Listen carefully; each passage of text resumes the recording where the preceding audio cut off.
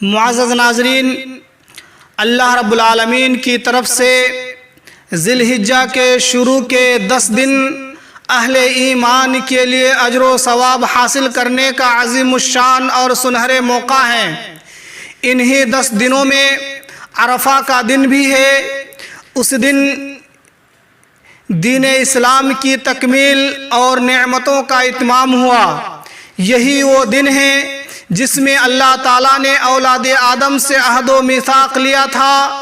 اسی دن حج کا سب سے بڑا رکن وقوف عرفہ ادا کیا جاتا ہے۔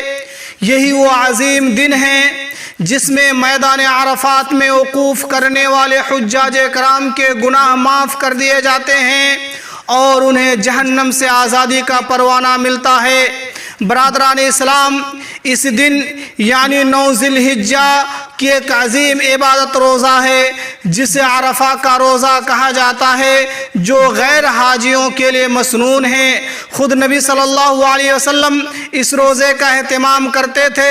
سنن ابو داؤد میں ہے، صحیح روایت ہے، کان النبی صلی اللہ علیہ وسلم یصوم 9 ذی الحجہ ویوم العاشوراء و3 ایام من کل شہر، کہ نبی صلی اللہ علیہ وسلم 9 ذی الحجہ اور یوم عاشوراء اور ہر ماہ میں 3 دن کے روزے رکھتے تھے۔ اور صحیح مسلم میں اس روزے کے متعلق جب آپ صلی اللہ علیہ وسلم سے پوچھا گیا تو آپ نے فرمایا یکفر السنۃ الماضیہ والباقیہ، فرمایا عرفہ یعنی 9 ذی الحجہ کا روزہ گزشتہ سال اور آئندہ 2 سال کے گناہوں کا کفارہ ہے۔